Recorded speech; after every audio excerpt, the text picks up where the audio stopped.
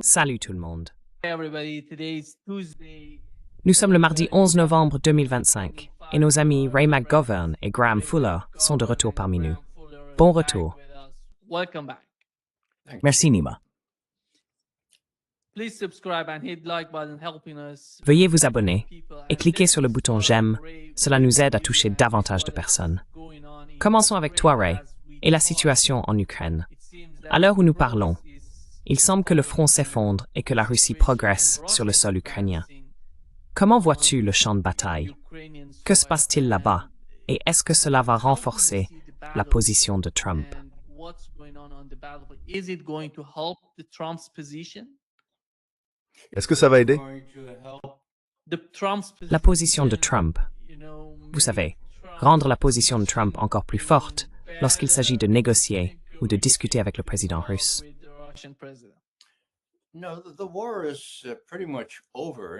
Non. La guerre est pratiquement terminée en ce qui concerne l'armée russe qui a vaincu l'armée ukrainienne. Ils ont formé des chaudrons autour de certaines zones précises. Il y a 2 dimanches, Poutine lui-même est apparu en tenue de combat pour un prétendu briefing du chef d'état-major général. Et ce qu'on lui a dit, c'est « Oui, nous avons 2 chaudrons éliminés. 10 500 soldats ukrainiens pris dans ces chaudrons. » Et la première chose que Poutine dit, c'est « Bon, écoutez, ne les tuez pas tous. Nous voulons les faire prisonniers de guerre, d'accord? Alors, précisez-le bien. S'ils se rendent, ce serait vraiment bien pour eux, parce que sinon, vous savez, ils sont encerclés, d'accord? Et au fait, vous vouliez me faire un briefing sur cette nouvelle arme, chef d'état-major.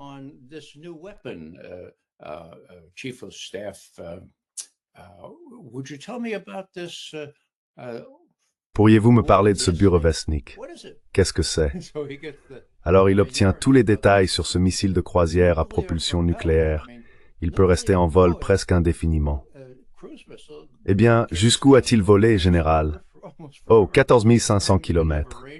Il pouvait vraiment aller aussi loin? Oui. Combien de temps est-il resté en l'air? Oh, 14 heures. En d'autres termes, voici Poutine qui dit « Regardez l'Occident, regardez Trump, celui-là, c'est le nôtre. » D'accord?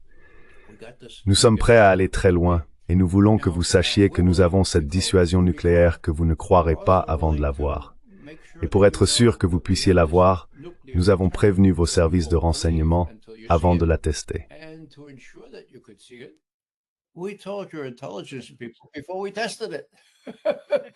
D'accord, oui. Alors croyez-moi, d'accord? Je pense que Poutine est en position de force, mais il est quand même terriblement inquiet que des gens comme Oley, Rubio ou Kellogg aient l'oreille du président. Et cela rend le président imprévisible, ce qui est la pire des choses chez un président américain. La chose dont les Russes ont toujours eu peur. Donc ils sont sur des charbons ardents. Et le point principal, et je terminerai là-dessus, c'est leur proposition, qui date maintenant de 7 semaines, faite le 22 septembre. Écoutez, le traité New Start est terminé. Il expire le 5 février, mais nous sommes prêts à maintenir les limites quantitatives sur vos missiles offensifs, qu'il s'agisse d'ICBM, de missiles balistiques lancés en mer ou de bombardiers. Nous les maintiendrons à 1550, si vous en faites autant.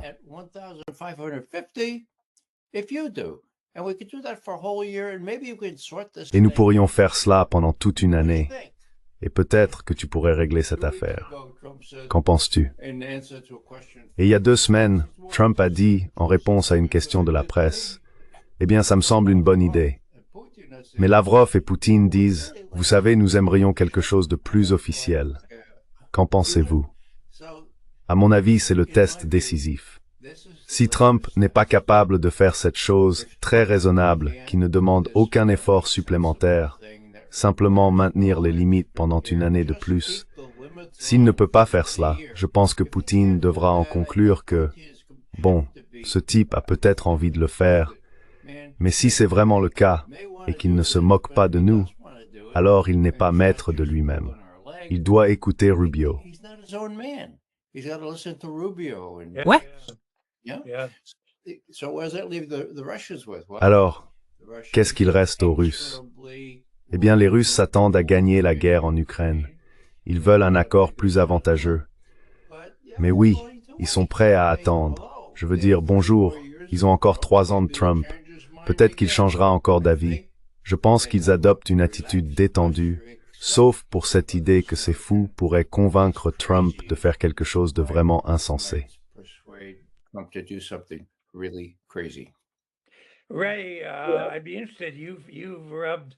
Ray, ça m'intéresserait. Au fil des années, tu as côtoyé de près les soi-disant grands de Washington. Comment interprètes-tu cela? Pourquoi, selon toi, Trump s'est-il entouré d'autant d'ignorants, sans expérience, de purs idéologues qui n'apportent presque rien? Quelle est la source de leur influence?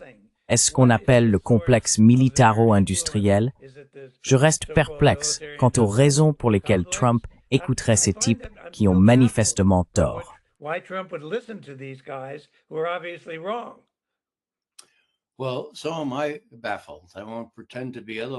Eh bien, moi aussi je suis perplexe. Je ne vais pas prétendre le contraire. Alors que faire? J'attribue cela à un narcissisme délirant. Je veux dire, il semble croire qu'il peut faire ça, qu'il peut tout faire tout seul. S'il doit garder quelques néoconservateurs comme Rubio et conserver Kellogg avec son portefeuille, il peut le faire. De temps en temps, on leur jette quelque chose à se mettre sous la dent, mais non, c'est moi qui contrôle, je peux tout faire moi-même. Maintenant, ce qui va à l'encontre de cela, ce sont ces zigzags, tu sais, son approche en montagne russe. D'accord, faisons un sommet. Non, ne faisons pas de sommet.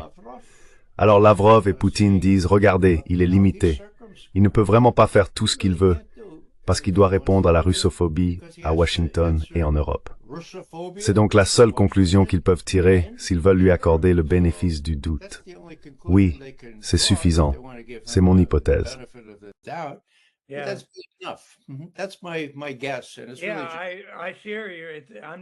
Oui, je te comprends. Je ne suis pas entièrement satisfait de cette explication, mais c'est tout ce que nous avons pour le moment. Il me semble cependant que le champ de bataille est certainement d'une importance extraordinaire, peut-être même capitale dans cette affaire.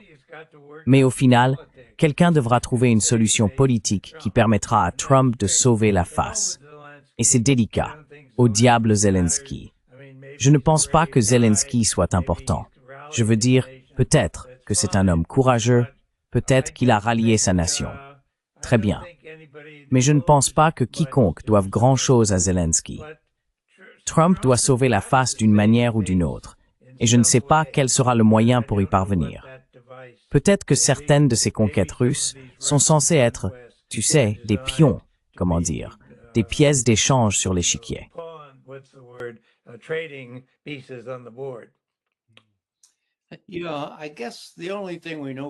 Tu sais, je suppose que la seule chose dont nous soyons sûrs, c'est ce qui s'est passé en Alaska. Et cela est devenu plus clair avec Lavrov parlant de ce que Trump aurait promis concernant la retenue de Zelensky. En d'autres termes, Trump a cédé. Trump a dit « Très bien, je ne vais plus insister pour un cessez-le-feu immédiat. Vous ne voulez pas de ça? D'accord, j'abandonne. Nous n'allons plus faire ça. Nous allons viser le tout. Un accord de paix qui inclut la reconnaissance de vos intérêts fondamentaux. » L'autre point, c'était Trump disant, et cela ressortait clairement du compte-rendu, aussi sommaire soit-il, qu'il avait dit « D'accord, maintenant je vais m'occuper de Zelensky. »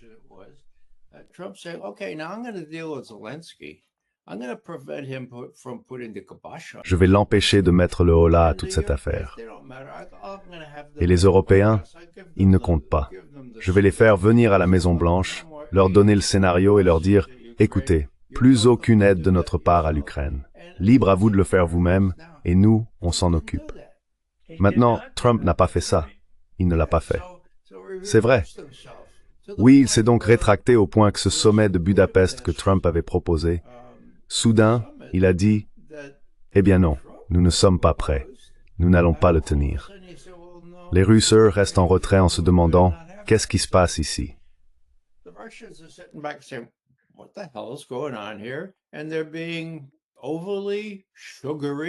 Et ils sont excessivement mielleux, si l'on peut dire. Ils affirment que, eh bien, il a ses vrais problèmes. Budapest n'est pas annulé, c'est encore possible. et nous enverrons Dmitriev pour parler des problèmes économiques, des progrès dans ce tunnel sous le détroit de Bering. Il y a donc, au sein même de la direction russe, des courants contradictoires, avec Medvedev disant « Non, il n'y a pas de guerre, nous ne pouvons plus traiter avec cet homme », et Medvedev et Lavrov disant « Non, nous essayons encore d'amener les États-Unis à dire si, selon eux, selon la position américaine, les accords conclus en Alaska sont toujours valables. »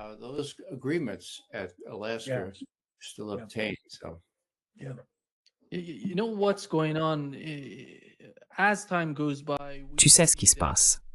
Avec le temps, on voit que Donald Trump déteste jouer avec une main perdante.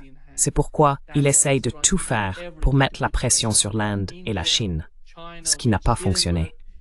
Il parle de la Turquie, et il ne semble pas que la Turquie soit prête à obéir à l'administration Trump. Mais qu'en est-il de l'invitation, la visite des pays d'Asie centrale? Parce qu'il essaye de faire quelque chose en Asie centrale en lien avec ce qui se passe en Syrie. Comment vois-tu l'ensemble de la situation quand on réunit tous ces acteurs? Il me semble que Trump essaye de tout faire pour obtenir une certaine influence sur le gouvernement russe, ce qui, à mon avis, n'arrivera pas. Mais quel est ton point de vue là-dessus?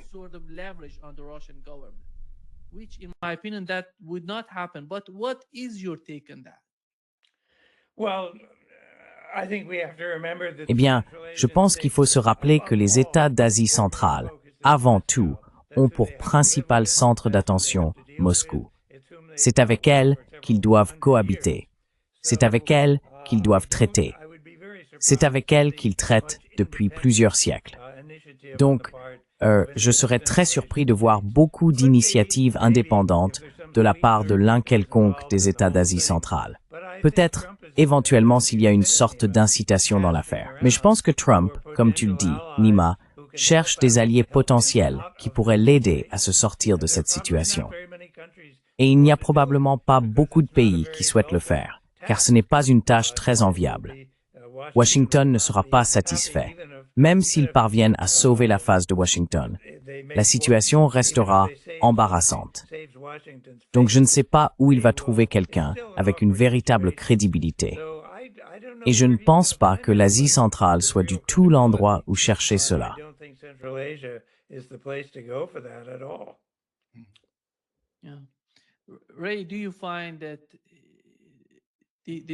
Oui, Ray, penses-tu que la situation, puisque le président syrien est allé en Russie et a discuté avec le président russe, semble avoir une issue plutôt positive, d'après ce qu'ont rapporté le président et les responsables russes? Puis nous avons appris que Donald Trump, qui était censé retirer les forces, tu sais, les soldats de Syrie, a décidé au contraire d'envoyer davantage de troupes et d'établir ou d'occuper une nouvelle base près de Damas. Comment vois-tu la situation en Syrie? Parce qu'après tout, je crois vraiment qu'au-delà de ce qui se passe en Asie occidentale, c'est un terrain de jeu pour la Russie et les États-Unis afin de s'y affronter. Qu'en penses-tu, Ray?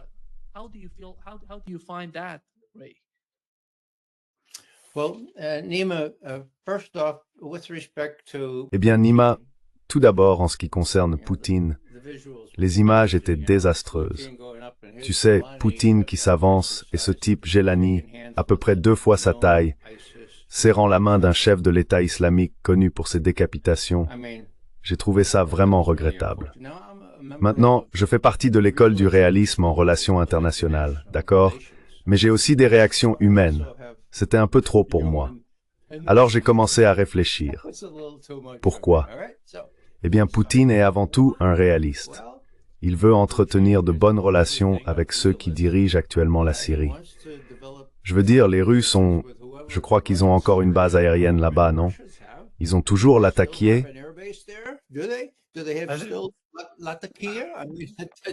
Je ne suis pas sûr pour une base aérienne, mais ils ont certainement encore leur base navale dans le nord-ouest. Oui, donc il y a une présence là-bas. L'école réaliste dit que les gens font ce que le réalisme dicte. C'est-à-dire que, même si c'est un coupeur de tête, s'il contrôle la Syrie, tu le rencontres, tu lui serres la main et tu lui dis, eh bien, bienvenue dans le monde réel. Maintenant, en ce qui concerne Trump, c'était vraiment étrange. C'était juste hier qu'ils se sont réunis à huis clos. Pas de photos, pas de vidéos, rien. La seule chose que nous avons vient des Syriens. Et ils ont des photos de Jolani, ou quel que soit le nom qu'il utilise maintenant, et de Trump.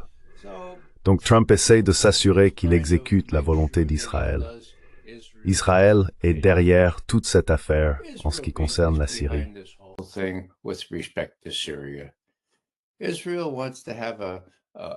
Israël souhaite entretenir une relation convenable avec Jolani, et les États-Unis sont un bon endroit pour négocier cela. Les Israéliens ont déjà pris le contrôle du plateau du Golan avec l'autorisation express de Trump. Ils se sont implantés en Syrie plus à l'ouest, et tant que les Turcs ne s'impliquent pas trop fortement, à mon avis, et Graham, tu en sais plus que moi à ce sujet, tant que Jolani bénéficie d'un certain soutien des États-Unis, et que les États-Unis soutiennent Israël, alors Jolani est disposé à laisser Israël agir à sa guise jusqu'à un certain point.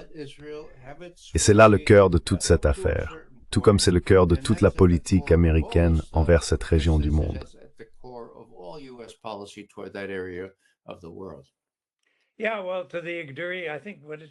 Oui, eh bien, pour l'Idlibi, je pense, comment s'appelle-t-il déjà, Jolani ou Shara, je crois que c'est son nom maintenant, ou quelque chose comme ça. Mais oui, je veux dire, il veut garder son siège. C'est l'objectif numéro 1 de chaque dirigeant dans tout le Golfe, et peut-être même au-delà. Donc je pense qu'il n'y a pas d'autre pouvoir. Jolani ou Shara préféreraient traiter directement avec Washington, je pense, plutôt qu'avec Bibi. Dieu seul sait. Mais ce type, enfin, je suppose que Washington et la Russie se disputent un peu la position pour voir qui pourra avoir une certaine influence dans la nouvelle Syrie et sur ce que sera la nouvelle Syrie. Mais je pense qu'il est encore loin d'être clair qui est ce type, ce qu'il veut. Il était autrefois un coupeur de tête, comme on dit, un extrémiste religieux d'extrême droite. Mais, vous savez, on peut changer quand son poste en dépend.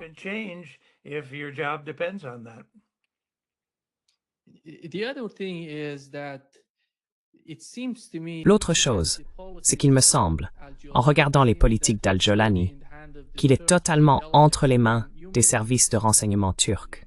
Graham, tu peux le voir ainsi toi aussi, car il essaie de jouer sur les deux tableaux, comme on peut le constater. C'est une tradition turque, tu sais, jouer sur tous les fronts et trouver malgré tout une issue. Et tout comme Zelensky, dont je crois vraiment qu'il est entre les mains du MI6, il semble qu'ils aient pris en main Al-Jolani en Syrie et qu'ils le dirigent, allant en Russie, allant à Washington. Et la Turquie n'est pas en bonne position en Syrie, Graham, car ils pensaient que la chute du régime d'Assad faciliterait leurs ambitions là-bas. Ce n'est pas le cas.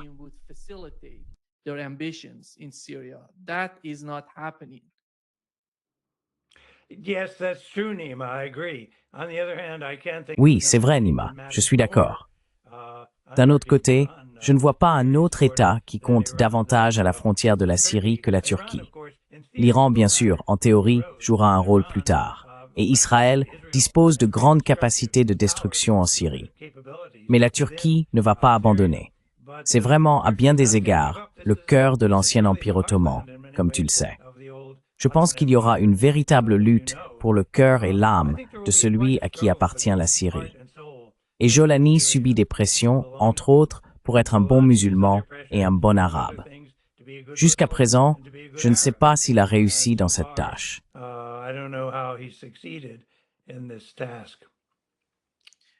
Ray, avant d'aborder le sujet de l'Asie de l'Ouest et du conflit qui s'y déroule, voici ce que nous avons appris du FSB russe.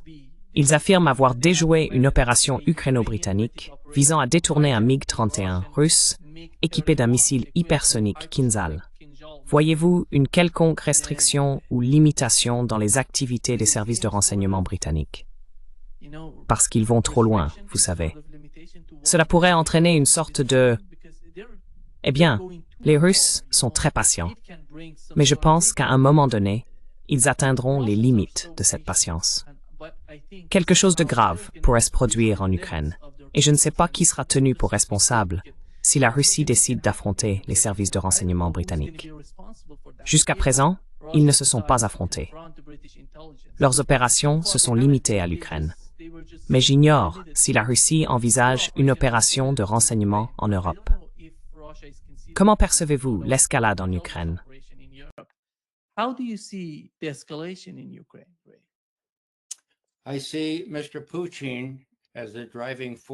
Je vois M. Poutine comme la force motrice ici. Je le vois comme quelqu'un de calme, posé et maître de lui. Il connaît le Mi-5 comme sa poche. Il sait qu'ils ont encouragé les Ukrainiens à envahir la Russie, bon sang, pour tenter de bombarder ou d'utiliser des drones contre des bases de bombardiers russes.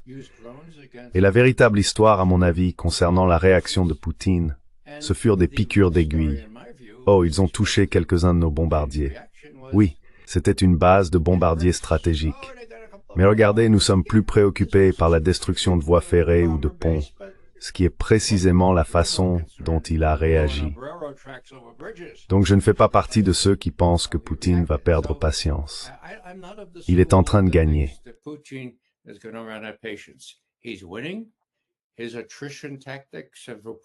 Ces tactiques d'usure se sont révélées très efficaces, épargnant d'ailleurs la vie de nombreux soldats russes. Il a l'avantage ici. S'il parvient à traiter avec Trump à terme, et nous parlons de quelques mois maintenant, selon Poutine, selon moi, eh bien, ce sera très bien.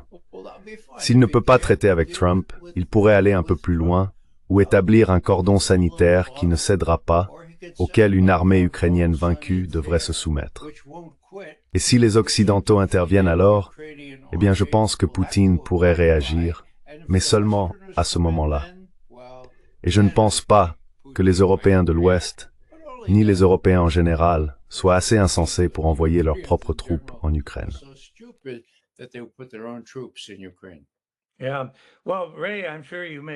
Oui, eh bien Ray, je suis sûr que tu partages peut-être aussi mon point de vue à ce sujet. Je pense que, en dehors de l'aventurisme insensé des Britanniques, la possibilité persistante d'opérations sous faux drapeau réellement dangereuses existe toujours. Nous l'avons déjà vu avec ces soi-disant drones russes qui ont attaqué 3 ou 4 États de l'OTAN, dont la Pologne. Ils étaient partout à la télévision. Eh bien, je pense qu'ils ont été largement discrédités par la suite. Et les gens ont dit que non, ils ne venaient pas vraiment de Russie. Ils avaient été redirigés. Ou quelle que soit la situation.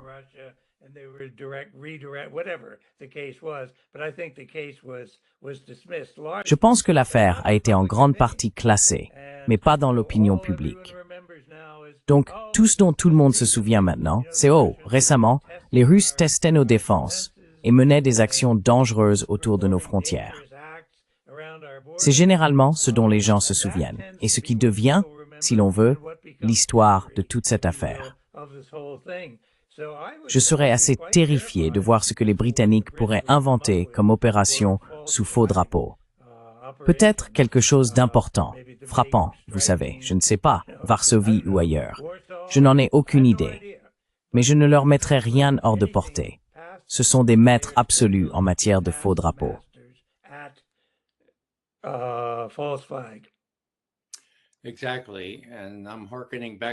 Exactement. Et je repense à mon grand-père irlandais qui disait « Raymond, sais-tu pourquoi le soleil ne se couche jamais sur l'Empire britannique ?»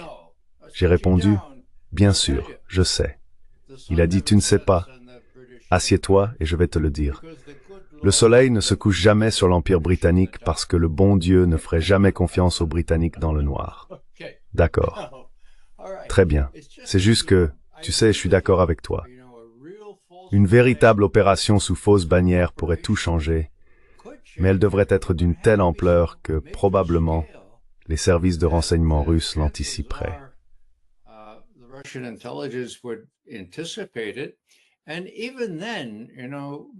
Et même dans ce cas, vous savez, Poutine continue d'user. Réagirait-il de manière excessive? Eh bien, son objectif principal est d'éviter un échange nucléaire. Et il a été vraiment trop prudent, selon l'opinion de nombreux Russes.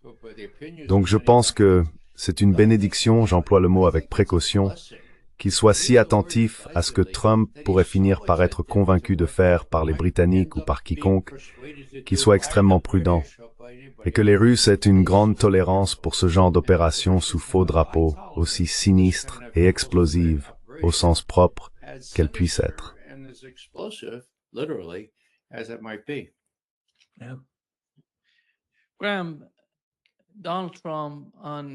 Graham, Donald Trump, dans son interview à 160 minutes, a déclaré que la Russie et la Chine avaient testé des armes nucléaires. C'est pour cela que nous allons le faire aussi. Mais il n'y a aucune preuve de cela. Comme Ray l'a mentionné, ils ont testé 2 engins. Oui, 2 engins. L'un, le Burevestnik, et l'autre, le Poséidon. Ils sont capables, même le Burevestnik est capable de transporter des bombes nucléaires. Mais ils n'ont testé aucune arme nucléaire. Et aujourd'hui, nous avons appris que Lavrov a déclaré que si une puissance nucléaire procédait à des essais d'armes nucléaires, la Russie ferait de même. Vous savez, nous parlions du fait que les 2 administrations, en coulisses, communiquent entre elles. Mais les derniers commentaires du président russe suggèrent qu'il s'agit d'un problème sérieux, avec cette nouvelle rhétorique de l'administration Trump et de Donald Trump lui-même. Il semble que la communication ne soit pas si efficace que cela, Graham.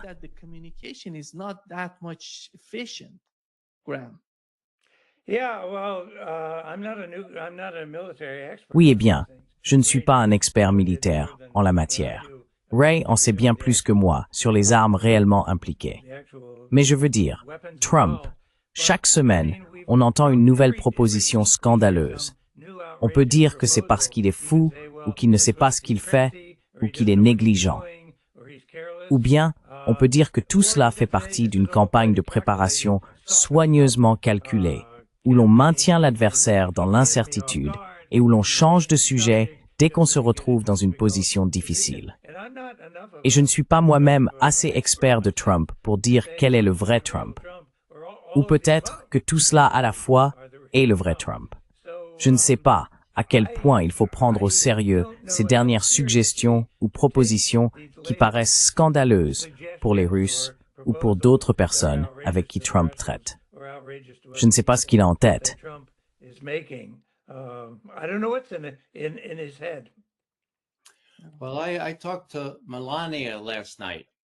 Eh bien, j'ai parlé à Melania hier soir.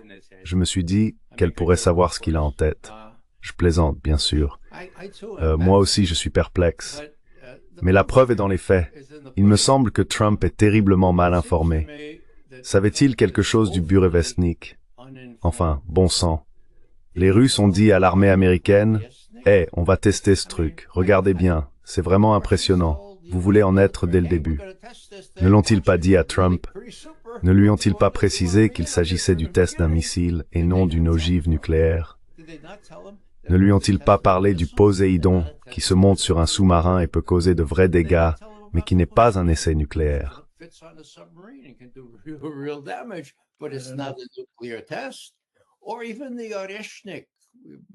Ou même le Burevestnik, qui a maintenant plus d'1 an. Est-ce que ça a complètement pris Trump par surprise?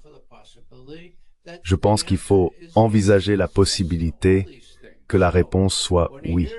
Oui, oui à toutes ces choses. Donc quand il entend parler du Burevestnik, par exemple, présenté par Poutine lui-même, il veut évidemment riposter. Il dit d'accord, vous commencez ces essais et nous allons commencer les essais nucléaires aussi, sans savoir de quoi il parle. Voilà donc le test. Maintenant, les Russes sont un peu déconcertés, car ils ont essayé d'obtenir une explication des États-Unis. Et Lavrov dit qu'ils essayent de comprendre ce qu'ils veulent dire par là, mais qu'ils n'obtiennent aucune réponse.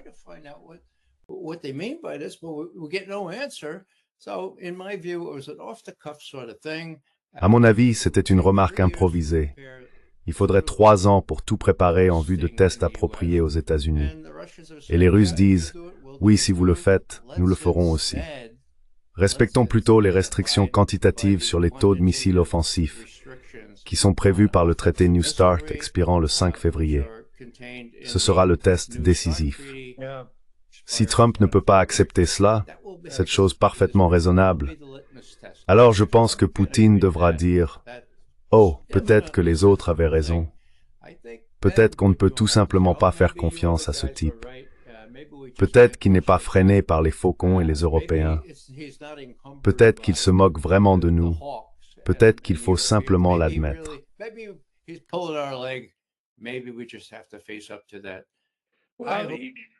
Vas-y, Barry. Oui, je suis désolé.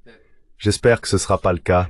J'espère qu'un peu de bon sens finira par l'emporter et que d'ici environ 12 semaines avant le 5 février, Trump dira « Oh oui, oui, ça semblait une bonne idée au début. Désolé, j'ai oublié de vous le dire officiellement. Mais oui, nous sommes dedans. Plus de violations du traité New Start pendant encore un an. Donc j'espère. Mais nous verrons bien. Et s'il dit autre chose, ça comptera pour les Russes. »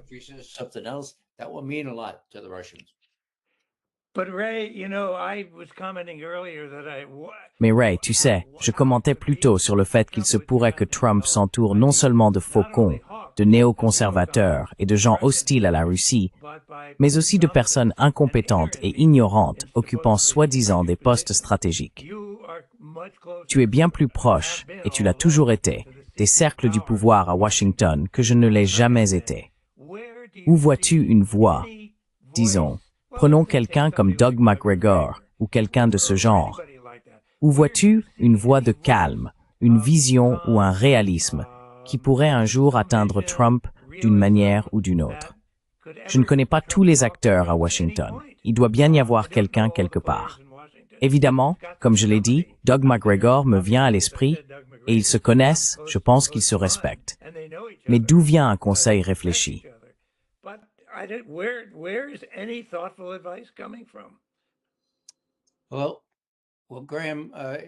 Eh bien, Graham, cela aide d'être aussi âgé que moi, car comme toi, j'ai servi dans plusieurs administrations. Pendant la première, celle de Reagan, de 1981 à 1985, j'étais aux premières loges. Je faisais des briefings individuels avec le vice-président Bush, le secrétaire d'État Schultz, le secrétaire à la Défense Weinberger et le président des chefs d'état-major interarmés.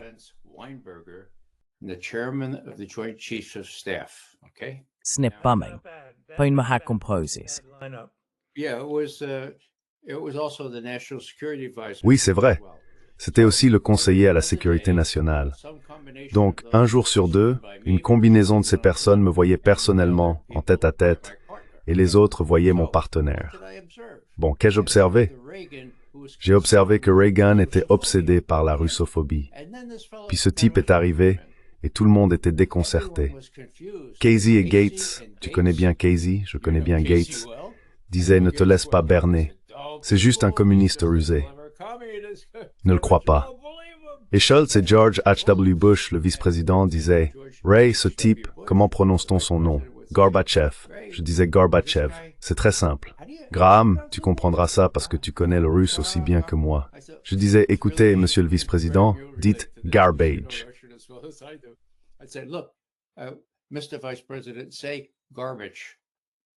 Au dos.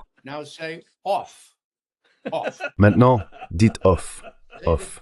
Dites-les ensemble et accentuez le off. Garbage off. Voilà, vous y êtes, monsieur le vice-président. Et il l'a fait. Reagan ne l'a jamais compris. Les autres non plus, mais je ne leur avais pas expliqué l'orthographe. Ils ne l'ont pas fait. Bref, Gorbatchev arrive. Sur un ton plus sérieux, les véritables analystes des affaires soviétiques que je connaissais travaillaient en dehors du champ de compétences de Gates. Il faisait partie de ce qu'on appelait le groupe d'analyse du Centre d'information sur les émissions étrangères. D'accord? Cela signifiait qu'il pouvait dire ce qu'il pensait en se basant sur ce qu'il voyait, ce que disaient les Russes. J'allais les voir régulièrement. Ils me donnaient les vraies informations.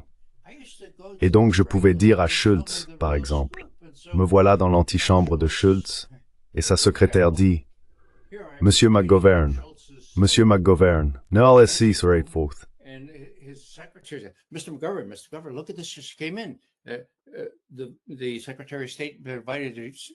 Le secrétaire d'État vous a invité à aller à Moscou. Gorbatchev l'a invité. Merci beaucoup. C'était un téléscripteur. Il faut se rappeler qu'à l'époque, vous savez, les machines de l'AP, de l'UPI, de Reuters. Alors elle a sorti le message du téléscripteur et je vais voir le secrétaire Schultz. Je lui dis, vous ont-ils prévenu? Et il répond non. Vous avez été invité à aller à Moscou. Il me regarde, sourit, un sourire étrange, et dit « Je suppose que vos supérieurs diraient que c'est une idée stupide. » Alors McGovern se montre à la hauteur et dit Monsieur le secrétaire, vous savez que je suis souvent en désaccord avec mes supérieurs lorsqu'il s'agit de la politique étrangère soviétique, et j'ai un peu d'expérience dans ce domaine. Ah, c'est vrai. Très bien.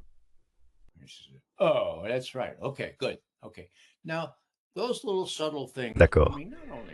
Eh bien, ces petites choses subtiles ne venaient pas seulement de moi, mais aussi de George H.W. Bush, qui était terrible pour les séances d'information, et de ce formidable président des chefs d'état-major interarmés, un vrai soldat aux bottes brunes, promu sur le champ de bataille pendant la Seconde Guerre mondiale. Ils ont tous compris que bon, si nous pouvions gérer ce type, essayons. J'ai alors arrêté les séances d'information et mis fin à toute la machine des briefings en 1985. Avant qu'on s'en rende compte, Gorbatchev ne se contentait plus de proposer d'autres choses. Il détruisait, non pas simplement réduisait, toute une catégorie de missiles balistiques de portée intermédiaire et inférieure en Europe. Et je me suis dit, mon Dieu, ça ne marchera jamais. Eh bien, ça a marché. Bon sang.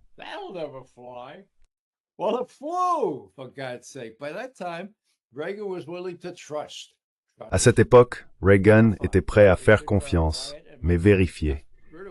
Nous pouvions le vérifier, et mon ami Scott Gerda fut le premier sur le terrain là-bas, en poste dans un endroit appelé Votkinsk pendant 2 ans et demi, à les regarder démanteler ces SS-20. Autant dire qu'il y a toujours des divisions au sein d'une classe dirigeante, que ce soit à la Maison-Blanche, au département d'État, à la Défense ou au sein de l'État-major interarmé. Mais cette fois, la situation est vraiment hors de contrôle, car cette fois-ci, où est George Shultz? Mon Dieu, c'est Rubio. Où est Weinberger? Maintenant, Weinberger n'était pas mieux, bon sang, donc cela s'annule.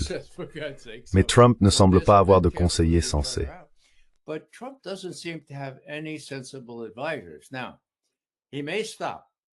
Maintenant, il pourrait s'arrêter avant d'envahir le Venezuela. S'il le fait, c'est parce que certaines personnes parviennent à le raisonner. Peut-être que la note que Graham et moi et notre principal rédacteur Fulton Armstrong, un expert de l'Amérique latine et ancien officier du renseignement national pour cette région à l'époque, peut-être que cette note a été vue par des gens qui ont un moyen, peut-être Melania, de le faire réfléchir. D'accord. Très bien, on prend, vous savez. Très bien. Et s'il s'arrête, c'est parce qu'il a reçu de meilleurs conseils de la part des Schultz, du vice-président. Enfin, je ne sais pas. Bref, à l'époque, il y avait un vrai conflit et j'ai simplement eu le privilège d'en faire partie. Oui.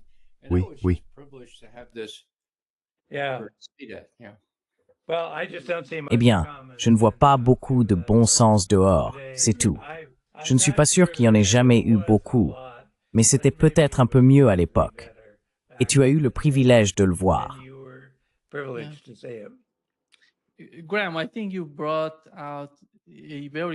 Graham, je pense que tu as soulevé un point très important en ce qui concerne les politiques officielles de Washington.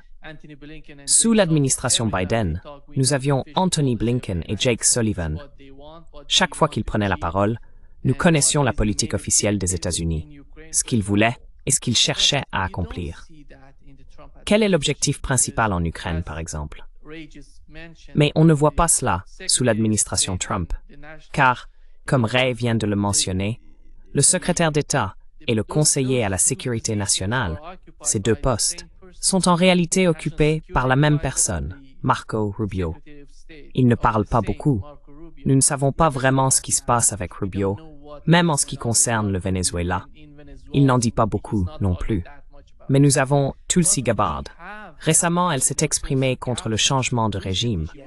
Elle a clairement déclaré que le changement de régime ne profiterait pas aux États-Unis.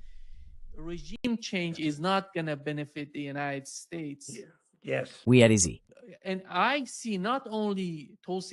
Et je ne vois pas seulement Tulsi Gabbard, je vois aussi le vice-président.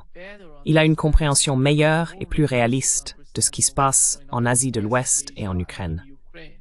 Et je ne sais pas comment, je parle de J.D. Vance, qui est au moins raisonnable dans ses propos, mais ces personnes ne sont pas vraiment prises en compte au sein de l'administration Trump. Tulsi Gabbard est quelque peu isolée.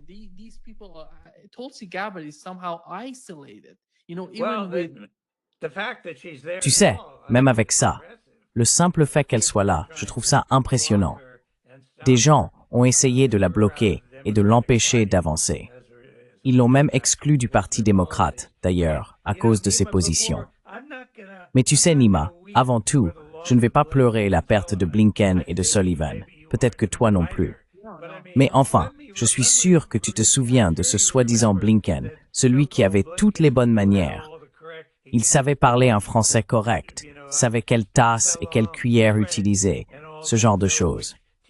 Mais tu sais, il est parti en Alaska pour rencontrer Wang Yi. C'était, je ne sais plus, il y a 2 ans, et j'ai oublié quel était l'objet de la réunion. Mais Blinken est arrivé et a dit « Très bien, laissez-moi vous dire quelle est notre position et ce que nous attendons de vous. »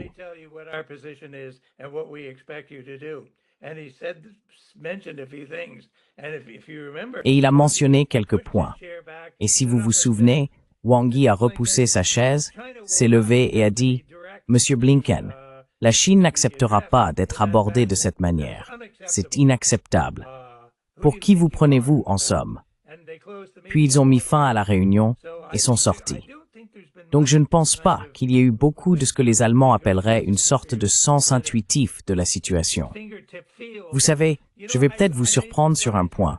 Je ne suis pas un grand partisan du sionisme, ce qui ne vous surprendra sans doute pas.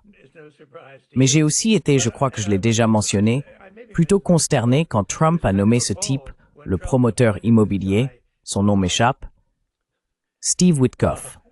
Steve Witkoff, oui. Je me suis dit, oh mon Dieu, un homme d'affaires sioniste juif new-yorkais va aller parler à Poutine.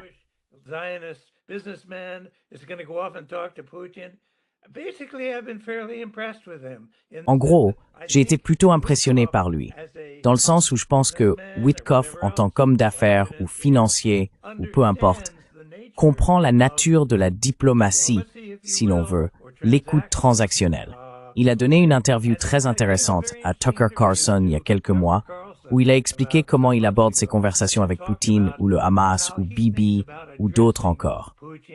Et il a dit en gros, « J'aime arriver, apprendre à les connaître, savoir qui ils sont, parler un peu avec eux, demander ce qu'ils veulent, ce qui les intéresse, avant de simplement dire, « Écoutez, le président veut que vous fassiez ceci. » Je me suis dit, bon sang, ce type Witkoff donne l'impression d'être passé par l'école d'espionnage de la CIA.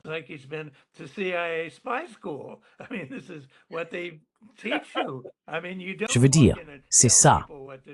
Je veux dire, on ne débarque pas pour dire aux gens quoi faire. On essaie de gagner leur confiance, de mieux les comprendre. Et je pensais que Witkoff probablement, enfin, le fait qu'il ait rencontré Poutine 4 ou 5 fois, et Bibi, et je crois même, je ne sais pas, qu'il ait eu des échanges avec certains Iraniens. Mais je pense que c'est le signe que ces gens sentent instinctivement que ce type sait comment s'adresser aux autres et comprendre leurs préoccupations. Il n'est peut-être pas d'accord, et je ne sais pas ce qu'il dit à Trump quand il rentre, mais j'ai 1000 fois plus confiance en Witkoff et en sa manière d'aborder les gens, les pays étrangers et les intérêts étrangers que je n'en aurais jamais dans les courtoisies parfaitement polissées d'un Blinken formé à Yale.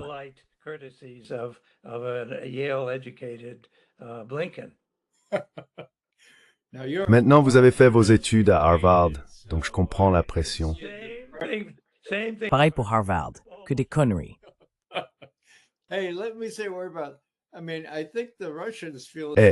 Laisse-moi te dire, je pense que les Russes ressentent la même chose que toi à propos de Witkoff. Pourquoi d'autres auraient-ils rencontré Poutine 5, 6, peut-être 7 fois?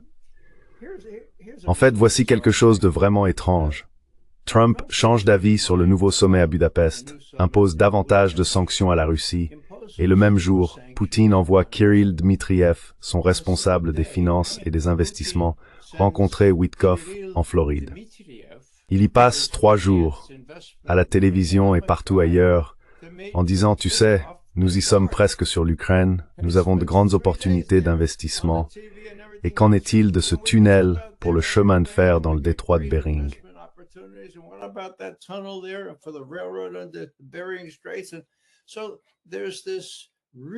Il existe donc une véritable dichotomie entre des personnes comme Witkoff et Dmitriev qui forment désormais un canal établi et Rubio et Lavrov. Lavrov doit être d'une politesse exemplaire, mais on peut voir ce qu'il pense de Rubio.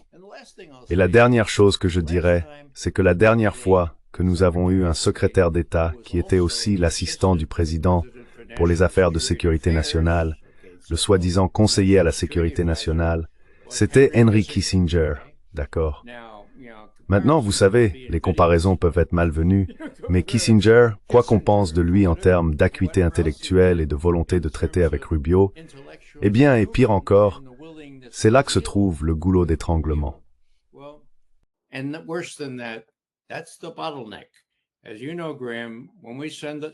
Comme tu le sais, Graham, lorsque la CIA transmettait des documents au président, le goulot d'étranglement, c'était le conseiller à la sécurité nationale. Kissinger avait l'habitude de prendre le rapport quotidien du président, de le déchirer et de dire « c'est n'importe quoi, monsieur le président, oui, ça c'est bien ». Voilà donc le goulot d'étranglement. Maintenant, qu'est-ce que Rubio bloque? Peut-être qu'il empêche des choses comme des décisions sensées, des analyses raisonnables du Venezuela sur ce qu'il faut faire ou ne pas faire. Rubio se trouve donc dans une position très intéressante et très influente, car il peut empêcher quoi que ce soit d'arriver jusqu'au président, y compris des documents destinés à l'armée. L'armée, en général, ne remet pas en cause l'appareil de sécurité nationale. Ah oui. C'est là que le bas blesse pour Rubio. Nous savons tous ce que Rubio veut faire au Venezuela, n'est-ce pas? Oui. En fait, si je pouvais poser une question, est-ce qu'on est en train de devenir un peu comme le Venezuela? Allez-y. Non, je voulais juste dire que quand je ne comprends vraiment pas ce qui se passe, je commence à m'inquiéter. Parce que cela me fait penser que toutes ces suppositions et ces bases de ma croyance sur la façon dont le monde fonctionne, dont les pays fonctionnent, ne sont peut-être plus correctes. J'ai donc été un peu surpris quand toute cette situation au Venezuela a émergé. D'accord, j'ai des préjugés. J'ai passé la majeure partie de ma vie à travailler comme officier de la CIA au Moyen-Orient, à traiter avec les Russes, et en Afghanistan, en Chine et dans tous ces endroits. Mais sur ma carte géopolitique, l'Amérique du Sud, l'Amérique latine existait à peine.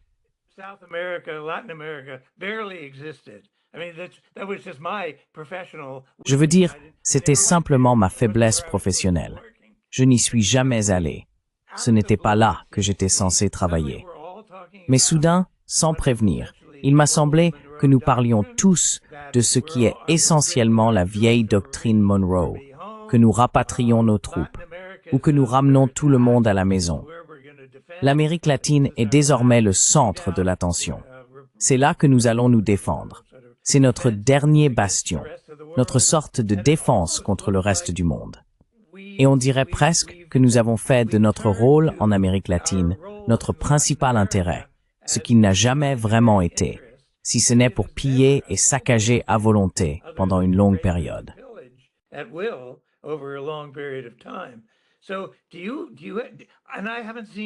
je n'ai vu aucun texte disant « Devinez quoi les gars ?» Nouvelle doctrine, nouvelle stratégie. Nous rentrons tous à la maison. Nous revenons dans l'hémisphère occidental. Nous allons défendre l'hémisphère occidental. Souvenez-vous de la doctrine Monroe, pas d'étrangers dans l'hémisphère occidental. Je ne me souviens pas avoir lu de doctrine sérieuse ou de nouvelles politiques suggérant « Mon Dieu, l'Amérique latine, l'Amérique centrale sont les choses les plus importantes en ce moment, tout en abandonnant presque tout le reste du monde. » Avez-vous vu le moindre signe de cela, que ce serait une toute nouvelle vision du rôle de l'Amérique dans le monde? Et Nima, tu dois aussi en voir certains aspects au Brésil.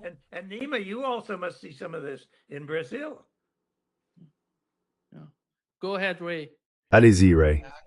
Je peux proposer quelques hypothèses.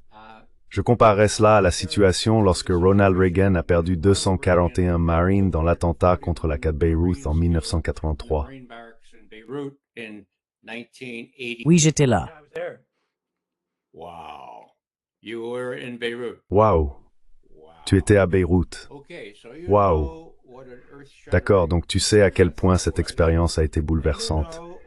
Et tu sais aussi que Reagan a demandé à ses conseillers « Qu'est-ce que 241 marines font dans une fichue caserne qui peut être bombardée ?» Et les réponses qu'il a reçues étaient plutôt faibles. Alors il dit « Très bien, sortez-les de là, sortez-les de là. » Et ils les ont embarqués sur des navires. Puis après quelques mois, ils les ont renvoyés chez eux. D'accord. Maintenant, une grande défaite. Qu'a fait l'administration Reagan? Oh mon Dieu, il faut qu'on fasse quelque chose de fort. Il faut montrer à quel point nous sommes puissants. Allons. Oh, j'ai une idée. Les dirigeants de la petite île de la Grenade menacent nos étudiants en médecine. Ils pourraient les prendre en otage. Envahissons la Grenade. Alors, la 82e division aéroportée est entrée à la Grenade, et nous avons eu un grand succès en les sauvant. Eh bien, j'étais là.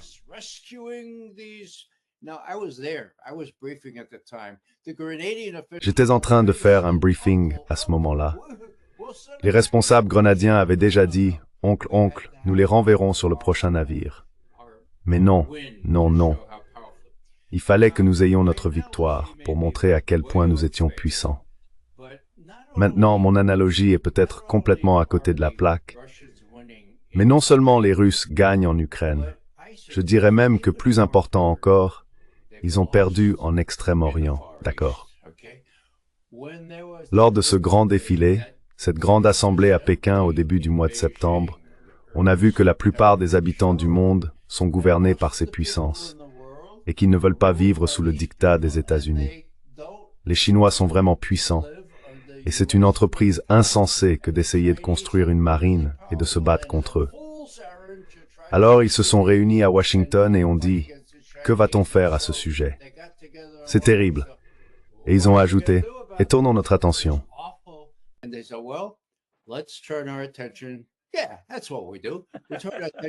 Oui, c'est ce que nous faisons. Nous tournons notre attention vers notre propre hémisphère, où nous pouvons faire ce que nous voulons, et aussi vers nos affaires internes, où nous devons utiliser l'armée pour réprimer la population. Et en fait, il y a eu un rapport selon lequel Elbridge Colby, le grand faucon de la Chine, aurait rédigé un addendum aux directives de défense qui disait « Oui, nous allons aussi tourner notre attention de ce côté-là. » Nous n'en avons jamais vu beaucoup de preuves, mais je pense que ce rapport était probablement vrai. Voilà donc ma désolé pour ça, longue explication de pourquoi Trump a estimé qu'il devait faire quelque chose. Et cette idée selon laquelle nous pouvons gérer ça, eh bien, ils ne le peuvent pas. Et il n'a reçu aucun bon conseil de Hegseth ni de Rubio, qui veulent tous deux montrer à quel point nous sommes forts. With this, la conclusion est invita car un autre Vietnam au Venezuela.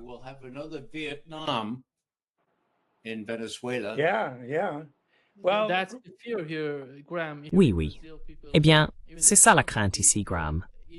Ici au Brésil, les gens, même le gouvernement, pensent que les États-Unis pourraient semer le chaos en Amérique latine.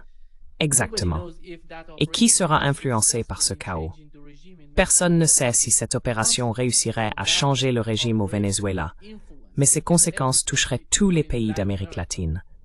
Et personne n'est satisfait des politiques de Washington ici. Peut-être que l'Argentine l'est, parce qu'elle a reçu 40 milliards de dollars. Donald Trump a en quelque sorte acheté l'élection en Argentine. Mais malgré cela, il n'y a pas de bonne communication entre le gouvernement brésilien et le gouvernement américain. Et c'est incroyablement tragique.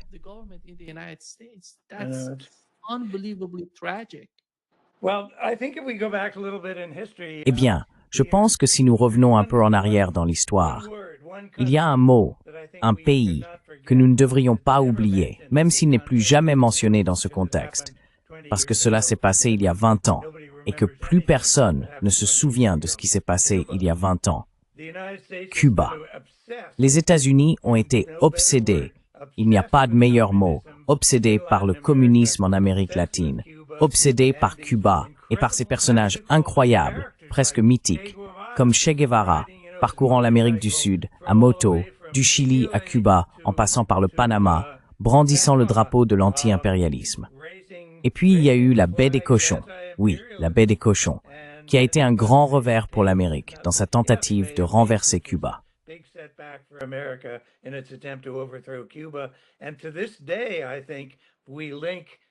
Et jusqu'à aujourd'hui, je pense que nous associons Castro, qui était un personnage immense, plus grand que nature, et qui l'est encore en tant qu'image, puis Che Guevara, un autre personnage plus grand que nature. Ensuite, nous en arrivons à Hugo Chavez, que beaucoup considèrent encore comme issu de cette tradition anti-impérialiste, et d'une manière beaucoup plus faible, moins intellectuelle, même le président actuel du Venezuela. Je pense donc que les fantômes, les spectres du communisme, des soulèvements populaires, et Che en était un maître. Je veux dire, il avait pratiquement toute l'Amérique latine en effervescence, avec des mouvements en marche et tout ce qui s'ensuit. Et peut-être, je pense, qu'il subsiste encore une certaine crainte d'événements à la cubaine en Amérique latine, dont les États-Unis ne gardent pas un souvenir heureux.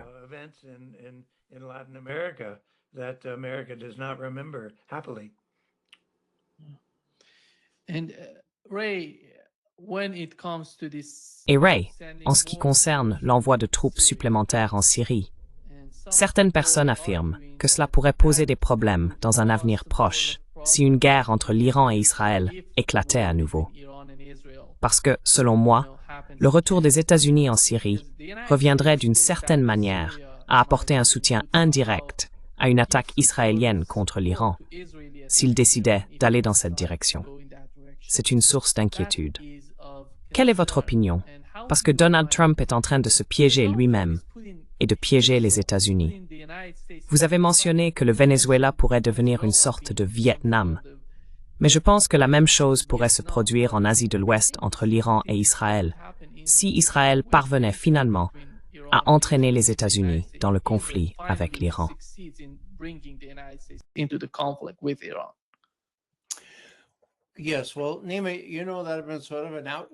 Oui, eh bien, Nima, tu sais que j'ai un peu été une voix à part ici, pensant qu'une autre attaque d'Israël contre l'Iran est peu probable. Je pense que ce serait suicidaire. Mais disons qu'ils le fassent quand même.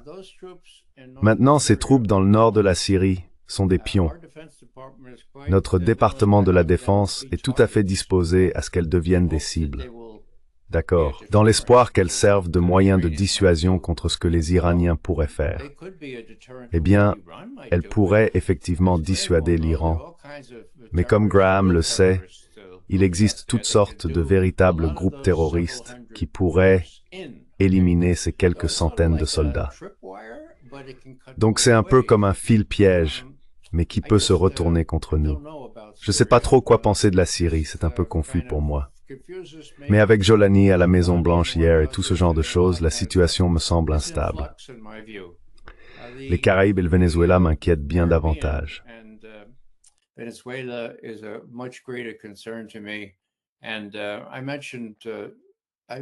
j'ai mentionné l'analogie avec le Vietnam. Permettez-moi de profiter de ce moment pour parler d'un livre qui vient tout juste de paraître aujourd'hui, écrit par l'auteur primé James Bradley, celui qui a écrit Flags of Our Fathers. Il s'intitule Precious Freedom, et il est unique parce qu'il repose sur les 10 années que l'auteur a passées à vivre au Vietnam, à interroger toutes sortes de personnes sur place, et à découvrir que le problème n'était pas que les États-Unis avaient perdu, mais que les Vietnamiens avaient gagné. C'est un livre profondément sincère. Il parle des émotions et de la manière dont l'oncle Ho a guidé les Vietnamiens, ainsi que de la façon dont les services de renseignement américains se sont vraiment trompés lourdement, et Graham s'en souviendra aussi bien que moi. C'est donc un livre remarquable. Il sort aujourd'hui, et Stalajo une interview au reçoit Worth when else très bientôt sur mon site web, probablement une heure.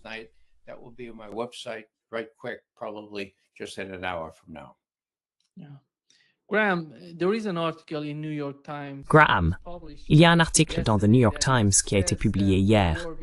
Il affirme que la guerre entre l'Iran et Israël est inévitable et incontournable à cause de ce qui s'est passé. Les États-Unis renforcent les sanctions contre l'Iran et les négociations nucléaires sont dans une impasse. C'est pourquoi la possibilité d'une guerre directe entre l'Iran et Israël augmente. Pensez-vous qu'avec ce qui s'est passé jusqu'à présent entre l'Iran et Israël, Et au fil du temps, à mesure que nous en apprenons davantage sur les réalités dans les deux pays, quelle est selon vous la position de l'administration Trump? What's your understanding on the position of the Trump administration on that? Eh bien, tout d'abord, c'est Bibi qui prend les décisions. Je ne sais pas quelle influence Trump exerce. Il doit en avoir une certaine, car le soutien américain, du moins sur le plan défensif, est essentiel. D'un autre côté, je crains de devoir me ranger du côté des interprétations les plus pessimistes, en me basant surtout sur les tendances à long terme. Je veux dire, nous avons ici l'Iran, peut-être l'État le plus important et le plus vaste du Moyen-Orient, doté de capacités quasi-nucléaires et d'une hostilité envers le sionisme. Ce n'est pas éternel, mais je pense que cela restera assez durable pendant un certain temps. Nous connaissons les ambitions d'Israël pour un grand Israël.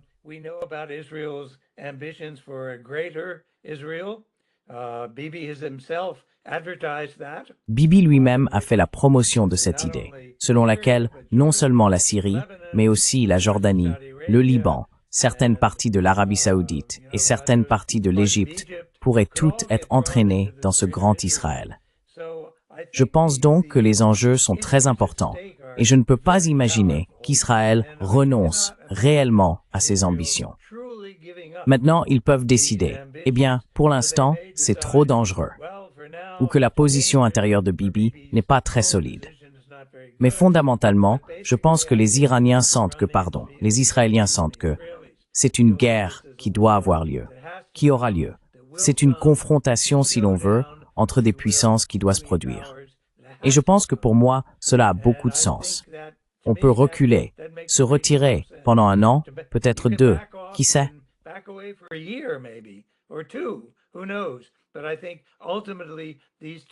Mais je pense qu'en fin de compte, ces deux puissances sont destinées à s'affronter, car c'est Israël qui est déterminé à dominer entièrement le Moyen-Orient. Et ce n'est pas quelque chose dont l'Iran veut faire partie. Donc je ne pense pas que cela s'annonce bien. Peut-être que nous pourrons retarder cela un moment. Et tu as raison, Nima. Israël, je suppose, a beaucoup plus souffert de cette guerre de 10 ou 12 jours qu'il ne voulait bien l'admettre. Mais il ressort qu'ils ont effectivement beaucoup souffert. Apparemment, c'est Israël qui a demandé le cessez-le-feu, pas l'Iran. J'ai simplement peur que ce soit inévitable, quelque chose qui doit arriver, qui est destiné à arriver, malheureusement. Il s'agit de déterminer qui sera réellement la puissance dominante au Moyen-Orient.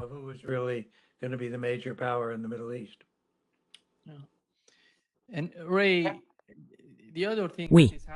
Et Ray, l'autre chose qui se passe au sein du mouvement MAGA, c'est cette sorte d'attaque contre Tucker Carlson. Ils veulent l'annuler à cause de ses positions sur l'Asie de l'Ouest et le Venezuela. Ces gens sont contre la guerre. Même Thomas Massie, tu sais, Myriam Adelson donnait plus de 20 millions de dollars pour s'opposer à lui, pour le destituer de son poste. Vraiment? Oui, 20 millions de dollars. C'est incroyable de voir comment ces gens essayent de changer la politique étrangère des États-Unis.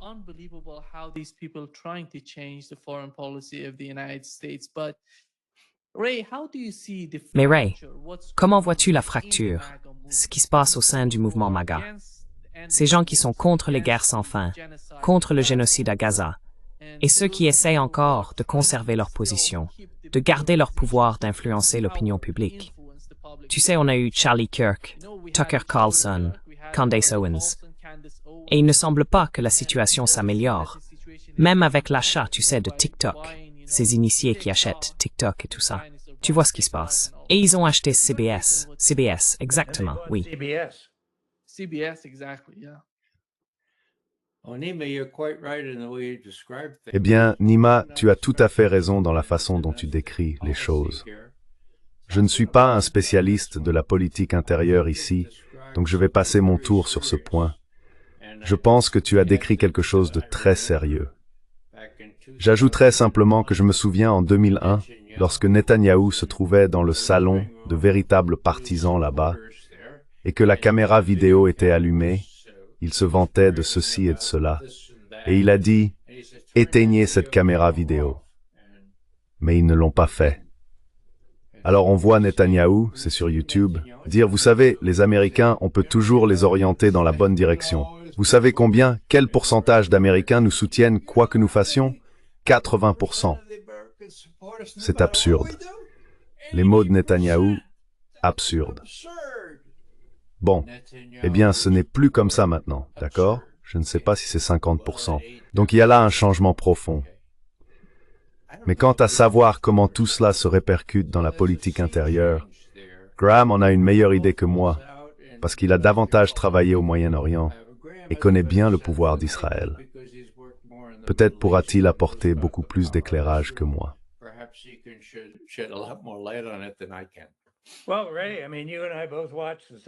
Eh bien, Ray, je veux dire, toi et moi, nous regardons les mêmes émissions de télévision. Quand tu as un type comme Tucker Carlson, qu'est-ce qu'il a?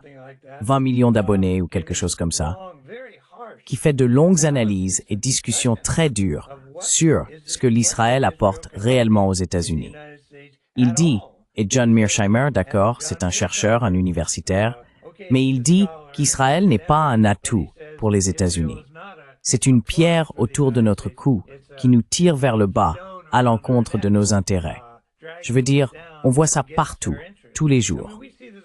L'affaire Charlie Kirk, la jeune génération, quand j'ai demandé à ma fille ce qu'en pensaient mes petits-enfants, elle m'a dit qu'ils étaient tous extraordinairement anti-israéliens.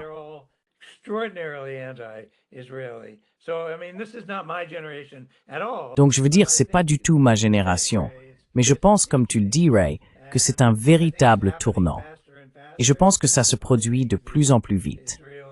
Je crois qu'Israël est très inquiet, mais il est difficile de détourner les gens de l'argent. Tant que l'AIPAC peut distribuer, tu sais, des millions de dollars pendant une campagne. Eh bien, Marco, tu as vu l'autre jour, Marco Rubio, quelqu'un a montré la citation. Je ne l'avais pas entendue. Peut-être que toi, si. Marco Rubio a dit que la seule raison pour laquelle il s'était présenté aux élections, c'était que son principal souhait était de servir les intérêts israéliens. Il l'a dit devant la caméra.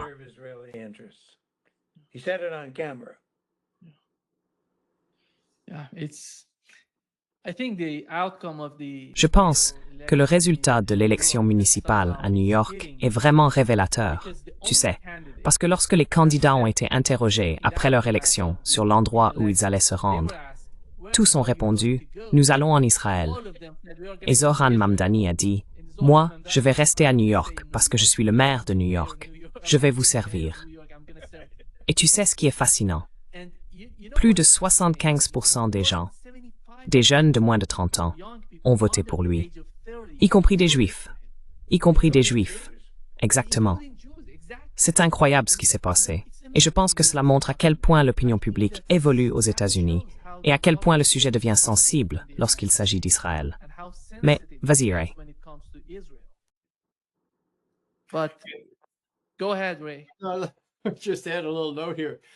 Je vais juste ajouter une petite note ici.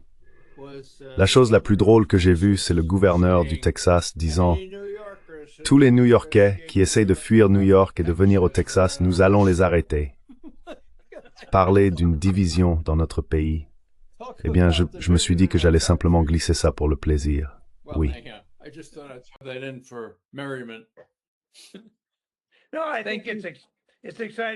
Non, je pense que nous vivons une période passionnante avec tous ces changements dans l'air.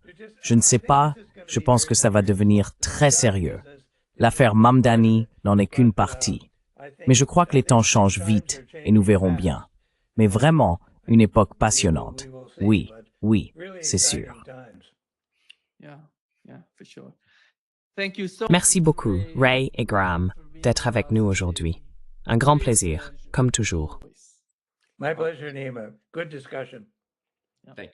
Avec plaisir. Bonne discussion. Merci.